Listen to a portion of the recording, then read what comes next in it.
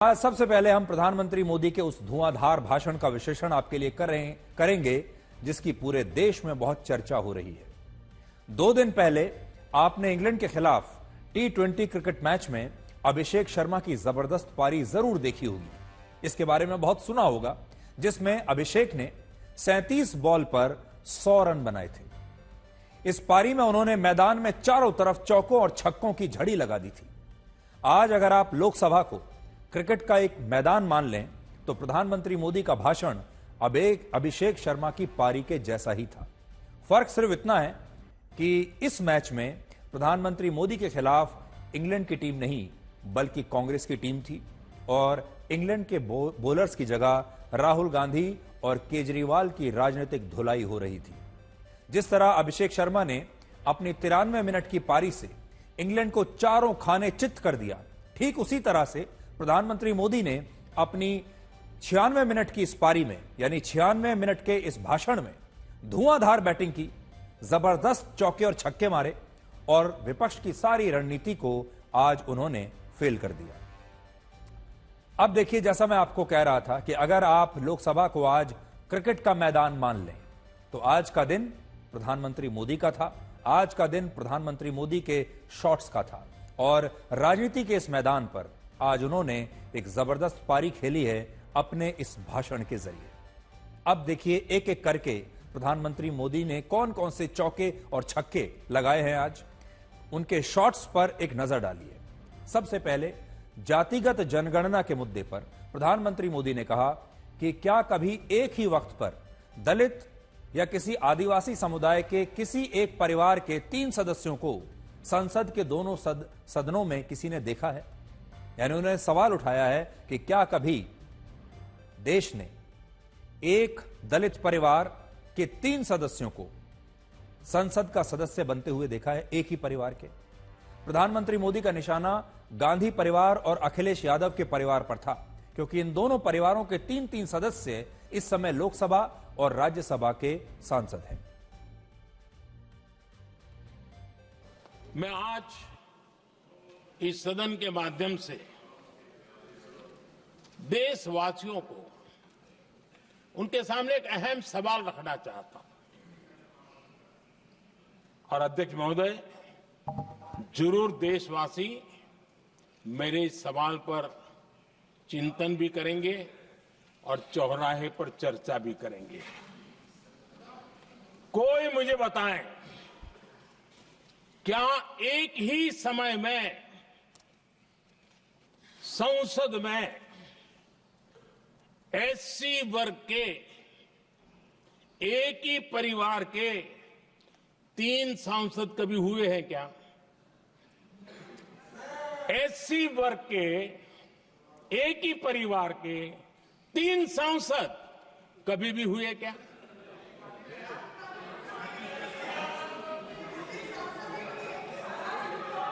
मैं दूसरा सवाल पूछता हूं, कोई मुझे बताए कि एक ही कालखंड में एक ही समय में संसद में एसटी वर्ग के एक ही परिवार के 3 एमपी हुए हैं क्या?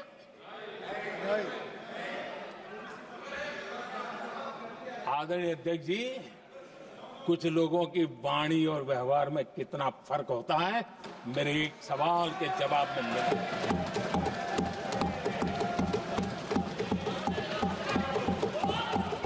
जमीन आसमान का अंतर होता है, रात दिन का अंतर होता है। तो यह था प्रधानमंत्री मोदी का पहला शॉट और इसके निशाने पर था गांधी परिवार और वो आज गांधी परिवार पर निशाना लगा रहे थे और वो लोगों को ये बता रहे थे, क्योंकि 3 सदस्य जो हैं इस समय संसद के, वो गांधी परिवार के 3 सदस्य हैं जो संसद में हैं। वो हैं सोनिया गांधी, राहुल गांधी और प्रियंका गांधी वाड्रा। ये तीनों ही गांधी परिवार के सदस्य हैं और ये तीनों ही इस समय संसद के भी सदस्य हैं, तीनों ही एमपी हैं और इसी बात पर प्रधानमंत्री मोदी निशाना लगा रहे थे। प्रधानमंत्री मोदी ने राहुल गांधी का नाम लिए बिना यह कहा कि गरीबों की झोपड़ी में फोटो सेशन कराने वालों को गरीबों की बात बोरिंग ही लगेगी।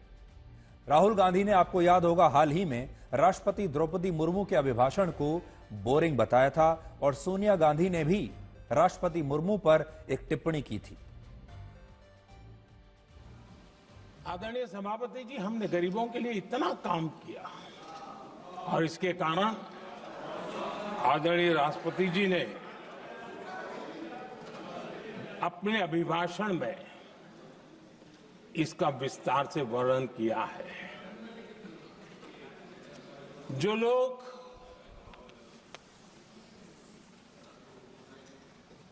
गरीबों की झोपड़ियों में फोटो सेशन कराकर अपना मनोरंजन करते रहते हैं, उन्हें संसद में गरीबों की बात बोरिंग ही लगेगी।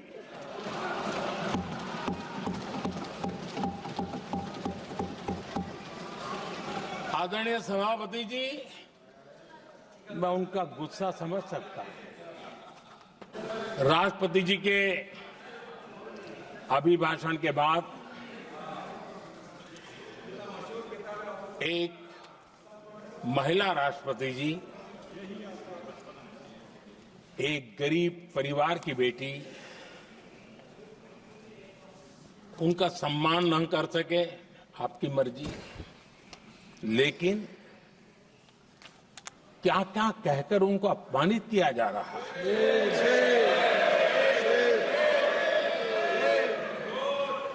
मैं राजनीति हताशा निराशा समझ सकता हूं, लेकिन एक राष्ट्रपति के खिलाफ क्या कारण है? क्या कारण है?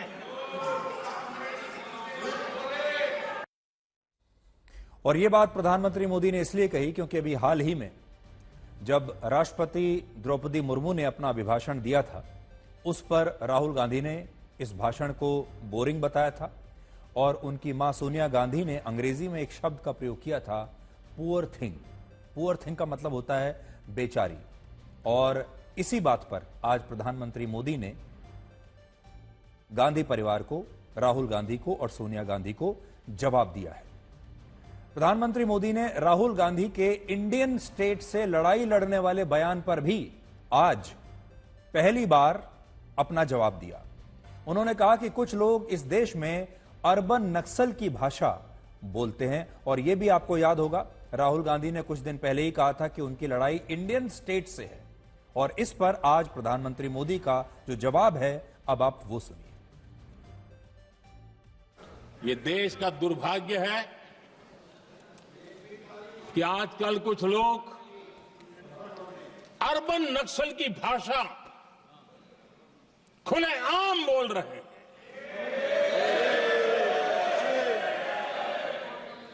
और अर्बन नक्सल जिन बातों को बोलते हैं,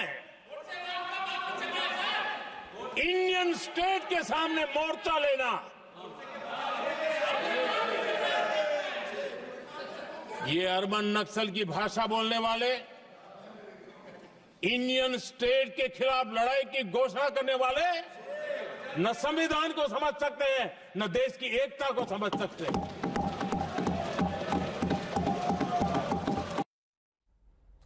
प्रधानमंत्री मोदी ने आज विदेश नीति का भी मुद्दा उठाया।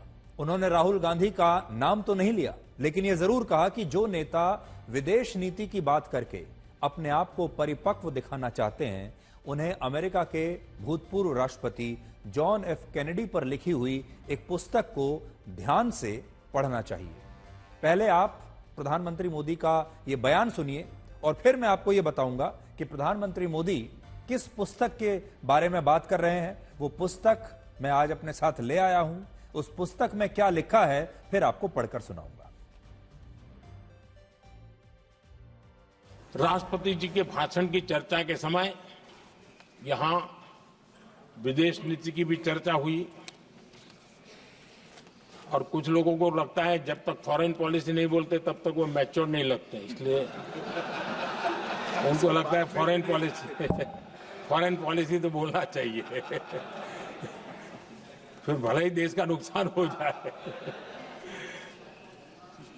मैं ऐसे लोगों को जरा कहना चाहता हूं, अगर उन्हें सच में फॉरेन पॉलिसी सब्जेक्ट में रुचि है और फॉरेन पॉलिसी को समझना है और आगे जाकर के कुछ करना भी है, ये मैं शशि जी के लिए नहीं कह रहा हूं तो मैं ऐसे लोगों को कहूंगा, एक किताब जरूर पढ़े। हो सकता है उनको बहुत फिर कहां क्या बोलना उतनी समझ हो जाएगी। वो किताब का नाम है JFK's forgotten crisis. JF Kennedy की बात है। JFK's फॉरगॉटन क्राइसिस नाम की किताब है। ये किताब एक प्रसिद्ध फॉरेन पॉलिसी स्कॉलर ने लिखी है और इसमें महत्वपूर्ण घटनाओं का जिक्र है। इस किताब में भारत के पहले प्रधानमंत्री और वो विदेश नीति को भी नेतृत्व करते थे। इस किताब में पंडित नेहरू और अमेरिका के तब के राष्ट्रपति जॉन एफ कैनेडी के बीच हुई चर्चाओं और निर्णयों का भी विस्तार से वर्णन है। जब देश ढेर सारी चुनौतियों का सामना कर रहा था, तब विदेश नीति के नाम पर क्या खेल हो रहा था, उस किताब के माध्यम से सामने आ रहा है। और इसलिए मैं कहूंगा कि जरा ये किताब पढ़िए। प्रधानमंत्री मोदी ने आज जिस पुस्तक का जिक्र किया है, उस पुस्तक का नाम है JFK's फॉरगॉटन क्राइसिस। और ये वो पुस्तक है, देखिए, JFK's फॉरगॉटन क्राइसिस। आज उसके कुछ अंश मैं आपके लिए निकाल कर लाया हूं, क्योंकि प्रधानमंत्री मोदी की अगर नजर पड़ी है इस किताब पर, और इसे ब्रूस रिडल ने लिखा है। लेकिन इस पुस्तक को प्रधानमंत्री मोदी ने क्यों चुना और इस पुस्तक में ऐसा क्या लिखा है जो प्रधानमंत्री मोदी की बात को समर्थन देता है, जिससे उनकी बात मजबूत होती है, आप भी ये जानना चाहेंगे। पहले आपको बता देते हैं कि जॉन एफ कैनेडी जो हैं वो अमेरिका के 35वें राष्ट्रपति थे। 1961 से 1963 के बीच वो अमेरिका के राष्ट्रपति थे और जब वो राष्ट्रपति थे तब उनकी उम्र सिर्फ 43 वर्ष थी। अमेरिका के यंगेस्ट प्रेसिडेंट उन्हें बताया जाता है और उनके बारे में ये किताब लिखी है। इस पुस्तक में पंडित जवाहरलाल नेहरू की विदेश नीति की काफी आलोचना की गई है, क्योंकि ये दोनों ही समकालीन थे और उस समय जब जॉन एफ कैनेडी अमेरिका के राष्ट्रपति थे तब भारत के प्रधानमंत्री थे जवाहरलाल नेहरू। और इस पुस्तक में प्रमुख रूप से 5 बातों का जिक्र है।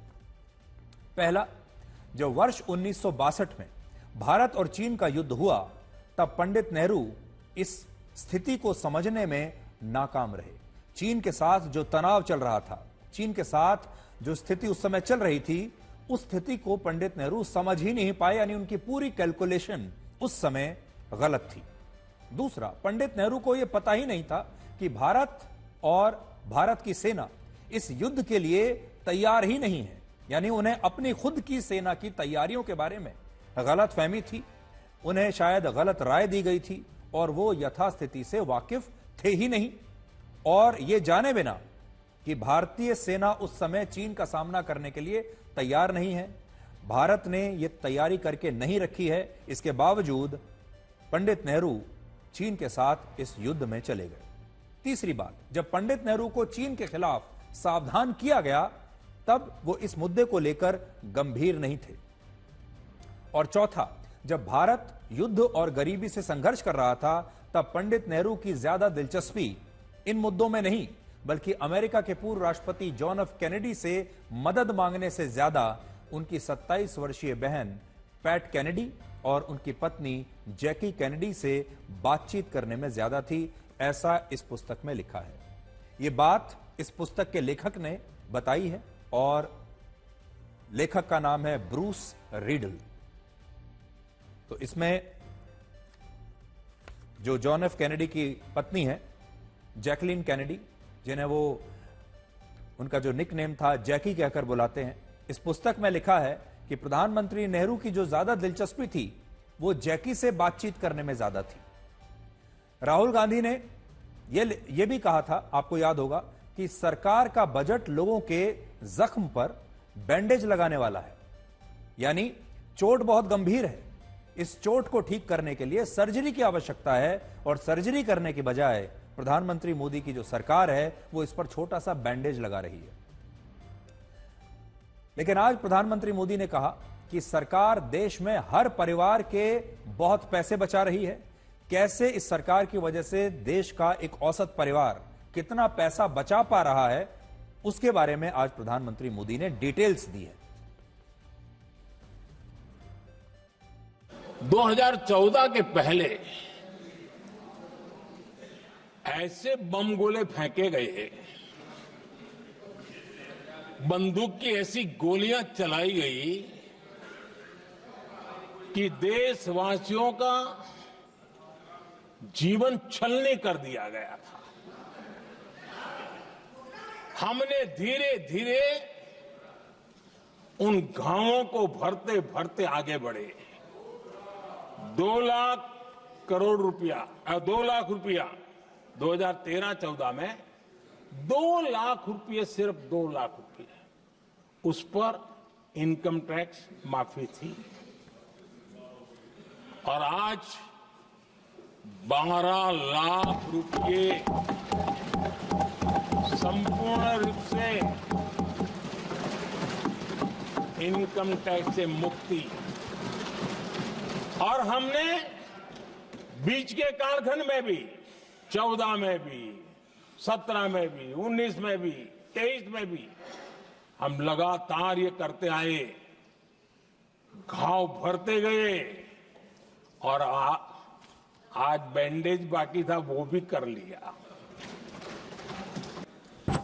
मैं बचत की तो बात कर रहा हूं, लेकिन पहले अखबारों की हेडलाइन हुआ करती थी, इतने लाख के घोटाले, इतने लाख के घोटाले, इतने लाख के घोटाले। 10 साल हो गए, ये घोटाले न कर करके, घोटाले न होने से भी देश के लाखों करोड़ रुपए बचे हैं, जो जनता जनार्दन की सेवा में लगे हैं, जिनका जन्म नहीं हुआ था, जो भारत की इस धरती पर अवतरित नहीं हुए थे। ऐसे 10 करोड़ फर्जी लोग सरकारी खजाने से अलग अलग योजनाओं का फायदा ले रहे थे। आदरणीय सभापति जी, सही को अन्याय न हो इसलिए राजनीतिक फायदा नुकसान की परवाह किए बिना हमने इन 10 करोड़ फर्जी नामों को हटाया। ये 10 करोड़ फर्जी लोग जब हटे और भिन्न भिन्न योजनाओं का हिसाब लगाएं तो करीब करीब 3 लाख करोड़ रुपया गलत हाथों से जाने से बच गए। मैं हाथ किसका था ये नहीं कह रहा हूं, गलत हाथों से।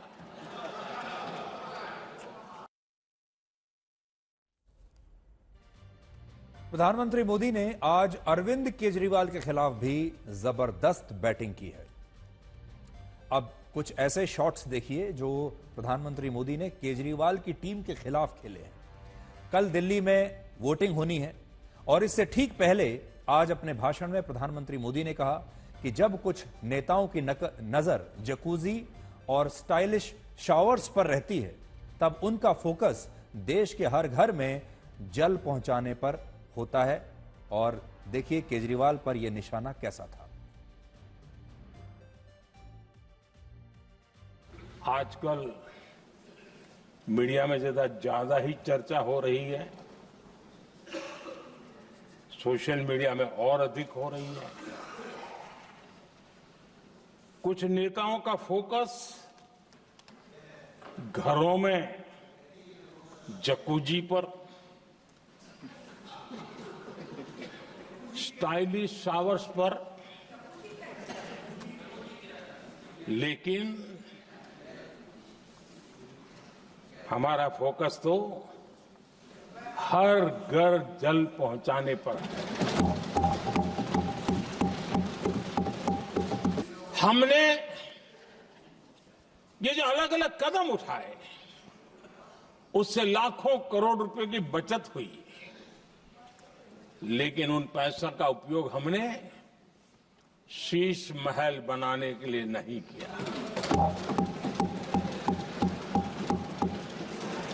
इसका उपयोग हमने देश बनाने के लिए किया है।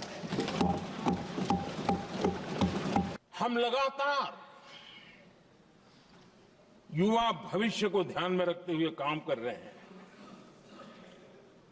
लेकिन कुछ दल हैं जो लगातार युवाओं के साथ धोखा कर रहे हैं, उन्हें धोखा दे रहे हैं। ये दल चुनाव के दरमियान ये भत्ता देंगे, वो भत्ता देंगे, वादा तो करते हैं लेकिन पूरा नहीं करते हैं। ये दल युवाओं के भविष्य पर आपदा बनकर गिरे हुए हैं। प्रधानमंत्री मोदी ने आज एक कार्टून का भी जिक्र किया, जिसे मशहूर कार्टूनिस्ट R.K. लक्ष्मण ने एक जमाने में बनाया था।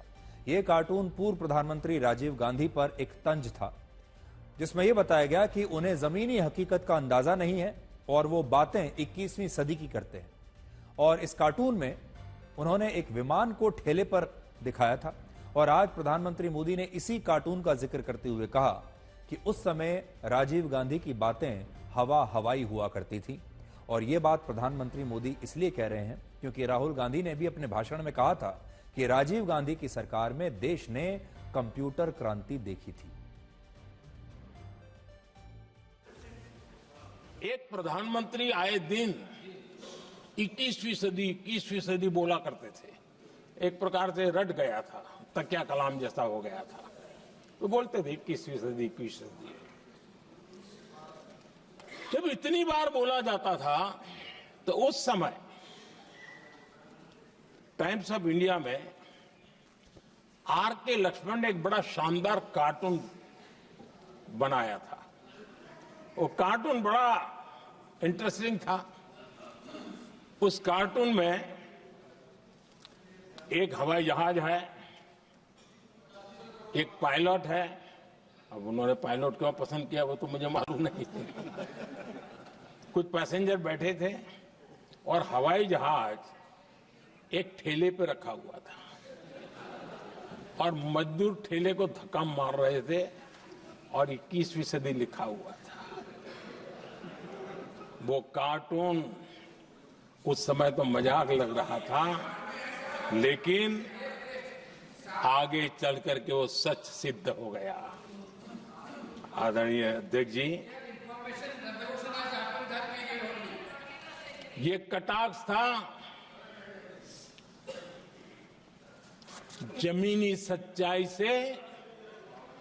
तब के प्रधानमंत्री कितने कटे उठे थे और हवाई बातों में लगे हुए थे, इसका वो जीता जागता प्रदर्शन करने वाला कार्टून।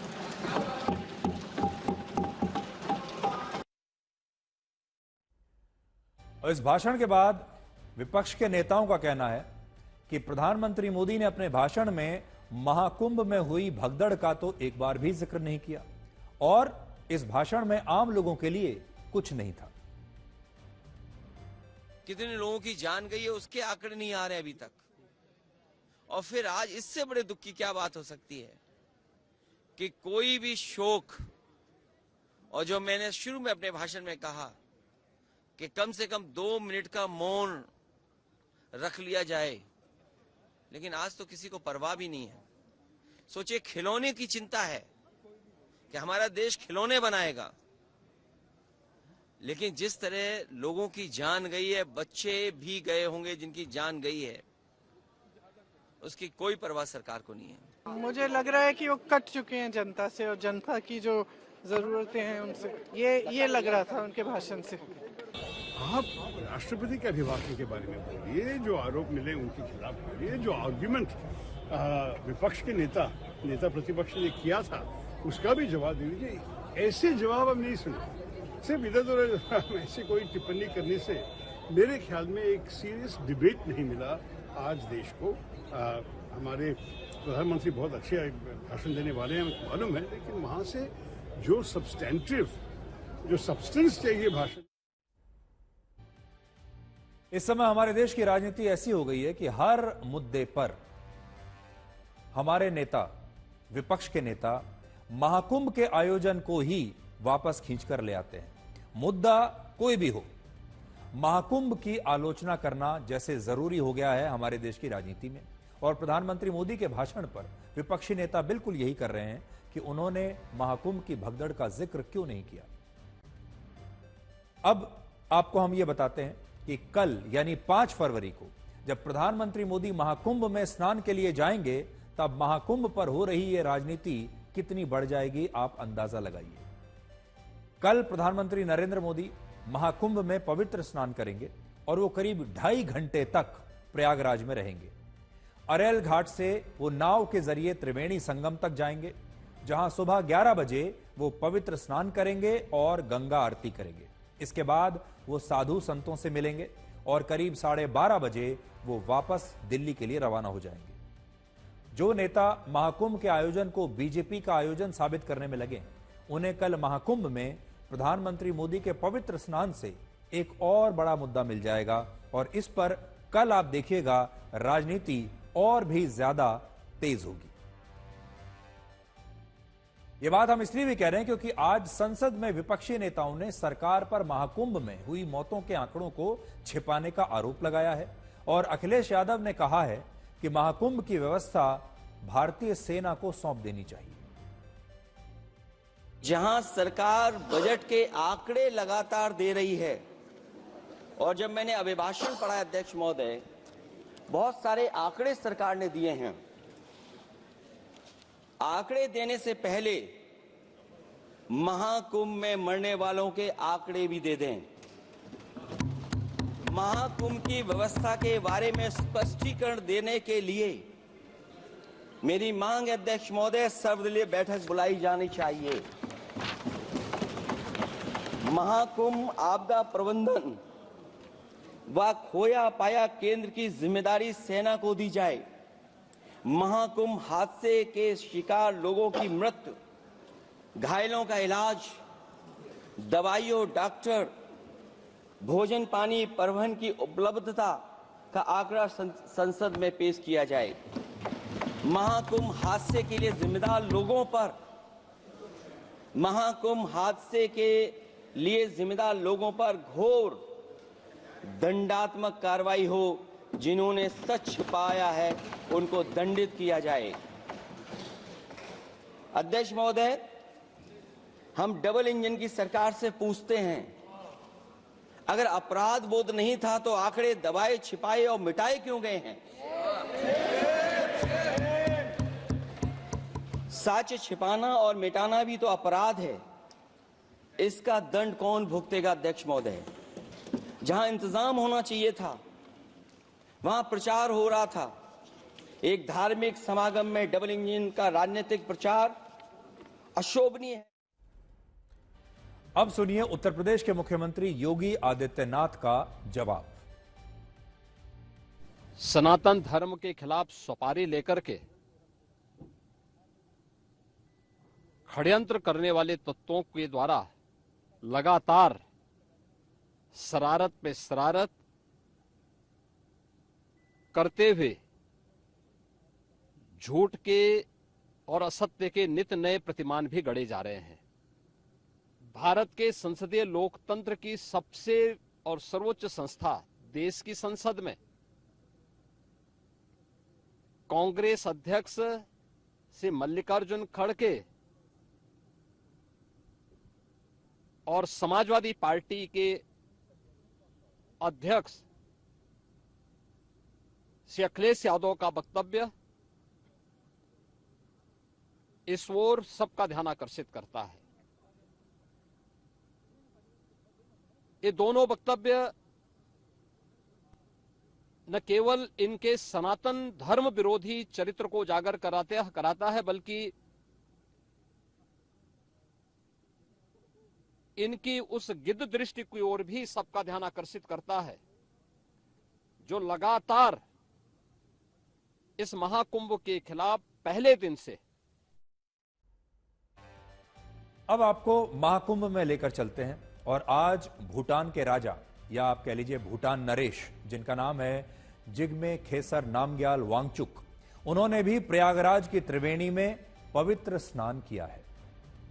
आज मुख्यमंत्री योगी आदित्यनाथ ने भूटान नरेश के साथ गंगा नदी के तट पर आरती की, पक्षियों को दाना खिलाया और डिजिटल महाकुंभ के अनुभूति केंद्र का भी उन्होंने दौरा किया। और इन तस्वीरों से आपको पता चलेगा कि हमारे देश में भले ही महाकुंभ की आलोचना हो रही है, लेकिन पूरी दुनिया महाकुंभ को अलौकिक मानती है।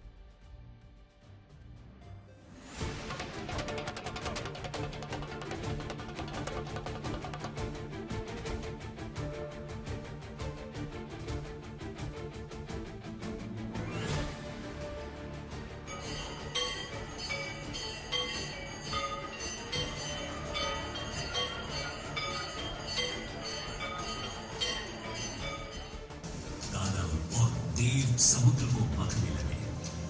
मंथन आरंभ होने के कुछ समय बाद ही हर ओर अंधकार छा गया। भीषण ताप से सब झुलसने लगा। हे ईश्वर,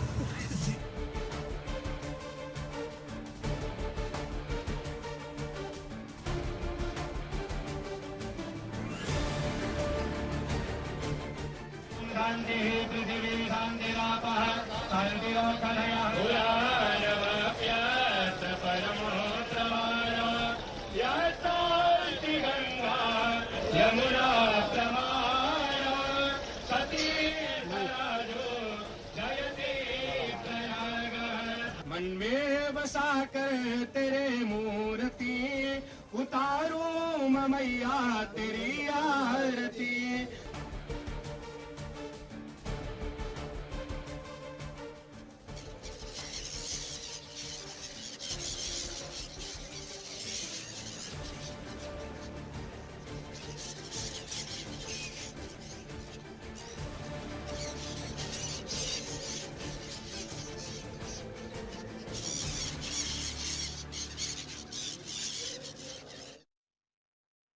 आप में से कुछ लोग शायद हैरान हो रहे होंगे भूटान नरेश को महाकुंभ में देखकर, इसलिए अब आपको यह बताते हैं कि भूटान का सनातन धर्म से क्या रिश्ता है। भूटान में बहुसंख्यक आबादी बौद्ध धर्म के लोगों की है और बौद्ध धर्म की उत्पत्ति हिंदू धर्म से ही हुई है। आज भी भूटान में रामायण को एक अलग रूप में पूजा जाता है और वहां ऐसे कई देवी देवताओं की पूजा होती है जो हिंदू देवी देवताओं का ही एक रूप माने जाते हैं। जैसे भगवान चे वांग, उन्हें भगवान शिव का रूप माना गया है। भगवान रंगनाथ को भगवान विष्णु का रूप माना गया है और भगवान लोकू भगवान गणेश का रूप माने जाते हैं। भूटान में 75% बौद्ध हैं और 23% हिंदू रहते हैं और बौद्ध संस्कृति के साथ सनातन संस्कृति का भी वहां पर वंदन होता है। भूटान के राजा का महाकुंभ में आना और संगम में स्नान करना यह दिखाता है कि दुनिया सनातन धर्म की मान्यताओं पर कितना विश्वास करती है। महाकुंभ में एप्पल कंपनी के फाउंडर स्टीव जॉब्स की पत्नी लॉरेन पावेल जॉब्स भी आ चुकी हैं। British rock band cold play के सिंगर क्रिस मार्टिन आ चुके हैं। अमेरिका की मशहूर एक्ट्रेस डकोटा जॉनसन आ चुकी हैं। अमेरिका के फिल्म मेकर डेविड लिंच, मशहूर हॉलीवुड एक्टर रिचर्ड गेयर आ चुके हैं और जापान के एम्बेसडर भी संगम में स्नान कर चुके हैं। और अब भी महाकुंभ में ऐसे हजारों श्रद्धालु हैं जो दुनिया के 62 देशों से आए हैं, लेकिन इन्हें महाकुंभ से कोई शिकायत नहीं हो रही। लेकिन हमारे अपने ही देश के नेता दिन भर महाकुंभ पर राजनीति करते हैं और कुछ लोग ये भी कहते हैं कि महाकुंभ फेल हो चुका है और वहां अव्यवस्था के अलावा कुछ नहीं है। हमारे देश के लोग महाकुंभ पर हो रही इस राजनीति को समझते हैं और यही कारण है कि आज 71,62,000 श्रद्धालुओं ने संगम में पवित्र स्नान किया है और अब तक कुल मिलाकर 38,26,00,000 श्रद्धालु महाकुंभ में स्नान कर चुके हैं। आपने यह भी देखा होगा कि महाकुंभ में वीआईपी कल्चर को लेकर काफी विवाद हुआ था और कुछ लोगों ने इसके बहाने सनातन धर्म और महाकुंभ की परंपराओं की भी आलोचना की थी। हमने भी आपसे ये कहा था कि वीआईपी कल्चर से इस देश को बाहर निकलना पड़ेगा और वीआईपी कल्चर इस देश के लिए ठीक नहीं है। लेकिन आज हम आपको यह बताना चाहते हैं कि हमारा देश ही नहीं, दुनिया भर में बहुत सारी जगहें ऐसी हैं जो अब वीआईपी कल्चर की गिरफ्त में आ चुकी है। महाकुंभ तो आप देख चुके हैं, भारत के मंदिरों को भी आप देख चुके हैं जहां पर वीआईपी लोगों के लिए अलग दर्शन करने की व्यवस्था होती है, उन्हें लाइन में नहीं लगना पड़ता, आम जनता घंटों तक लाइन में खड़ी रहती है। लेकिन दूसरे धर्म स्थल जो है वहां पर क्या होता है, क्या वहां पर भी यही होता है? इसलिए आज हम आपको सऊदी अरब के मक्का से आई कुछ तस्वीरें दिखाना चाहते हैं जहां सीरिया के अंतरिम राष्ट्रपति अहमद अल शरा का वीआईपी स्वागत हुआ। अहमद अल शरा उमरा करने के लिए मुसलमानों के सबसे पवित्र शहर मक्का आए थे और इस दौरान उन्हें काबा के उस हिस्से में ले जाया गया जहां आम मुसलमानों का जाना प्रतिबंधित है। सोचिए, जिस जगह पर एक आम मुसलमान नहीं जा सकता वहां एक ऐसे व्यक्ति को वीआईपी कल्चर के तहत ले जाया गया जो अल कायदा का आतंकवादी रह चुका है।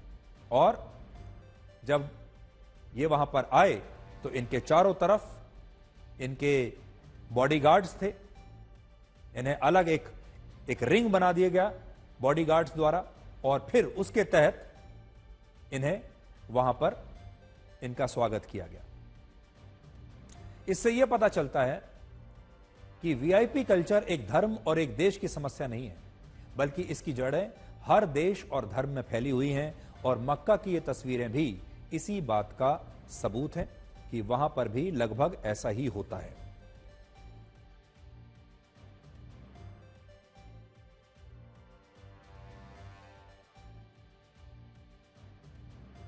यहां पर आप देख पाएंगे कि एक अलग सिक्योरिटी रिंग बना दिया गया है और उस रिंग के बीच में चारों तरफ उनके बॉडीगार्ड्स हैं और उसके बीच में इन्हें ले जाया जा रहा है।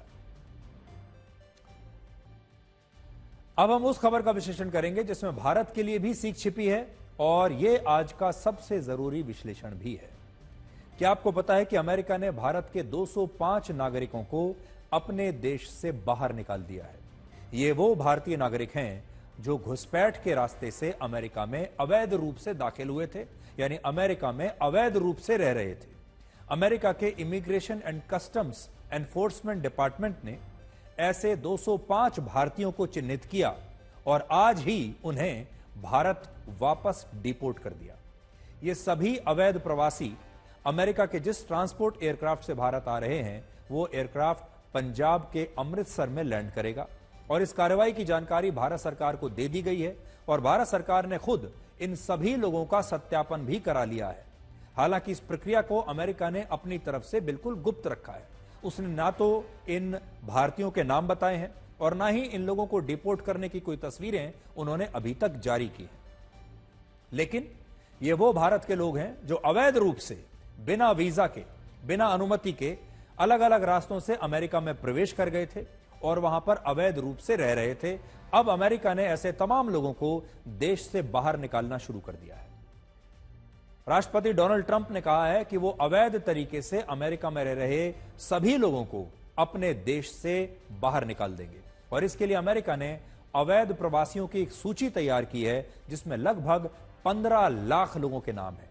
15 लाख लोग अमेरिका में ऐसे हैं जो अभी अमेरिका ने इस फेज में आइडेंटिफाई किए हैं, जो दुनिया के अलग अलग देशों से आए हैं लेकिन अवैध रूप से अमेरिका में रह रहे हैं। और इन 15 लाख लोगों में से लगभग 18,000 लोग भारत के हैं, चीन के 37,908 लोग हैं, पाकिस्तान के 7,760, बांग्लादेश के भी 4,837, रशिया के 3,500, ब्राजील के 38,000, ईरान के लगभग 2,500 और मेक्सिको के भी 2.5 लाख लोग ऐसे हैं जो अवैध तरीके से इस समय अमेरिका में रह रहे हैं और इन सब को अमेरिका धीरे धीरे वापस इनके देश लौटा देगा। राष्ट्रपति ट्रंप ने यह ऐलान किया है कि वो एक एक करके इन सभी 15 लाख लोगों को अमेरिका से बाहर निकालेंगे और इनमें ये 18,000 भारत के लोग भी हैं।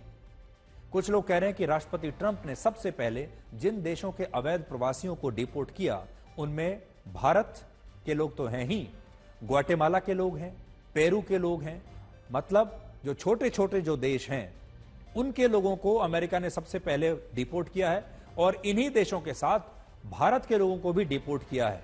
और इससे यह पता चलता है कि अमेरिका भारत के खिलाफ काम कर रहा है, लेकिन सच्चाई यह है कि यह दावा पूरी तरह से सही नहीं है।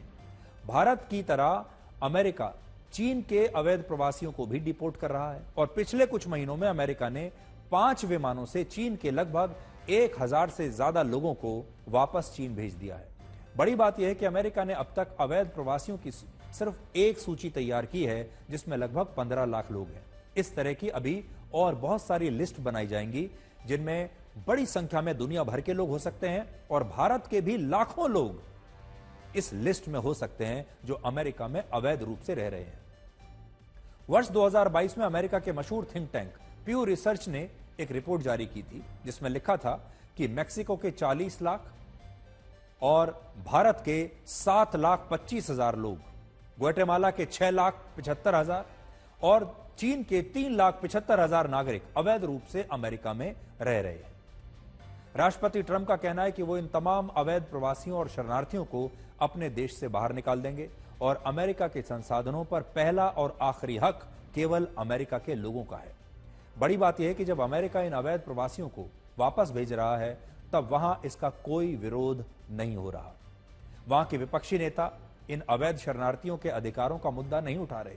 वहां के अदालतें, वहां की सुप्रीम कोर्ट में इसके खिलाफ PIL दायर नहीं हो रही और न ही वहां इस कार्रवाई को किसी एक खास धर्म से जोड़ा जा रहा है।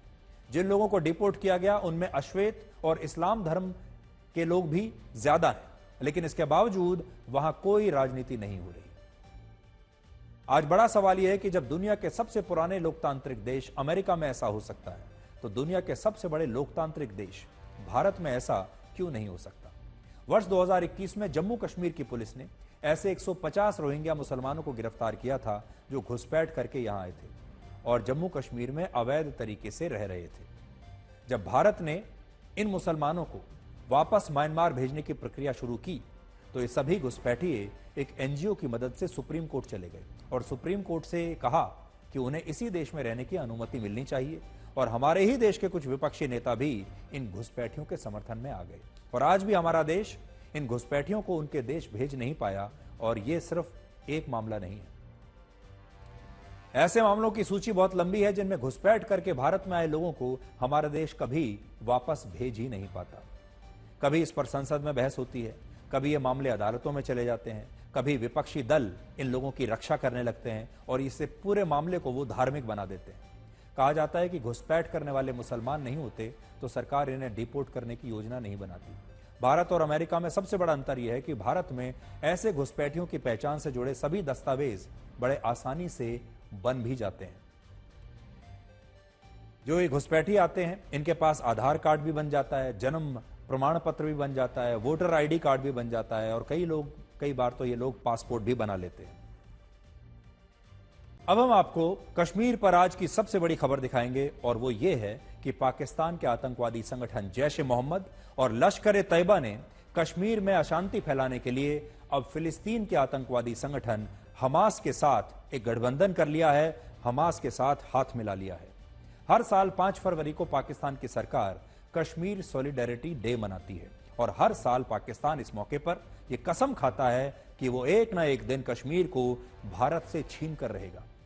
इस मौके पर पाकिस्तान की सरकार ने पूरे देश में राष्ट्रीय अवकाश की घोषणा की है, लेकिन सबसे खास बात इस बार यह है कि कल होने वाले जलसों में लश्कर-ए-तैयबा और जैश-ए-मोहम्मद के कमांडर्स पाकिस्तानी ऑक्युपाइड कश्मीर के रावलकोट में हमास के प्रतिनिधियों के साथ मिलकर, हमास के साथ मिलकर एक बड़ा जलसा करने वाले हैं जो कश्मीर के समर्थन में किया जाएगा और भारत के विरोध में किया जाएगा।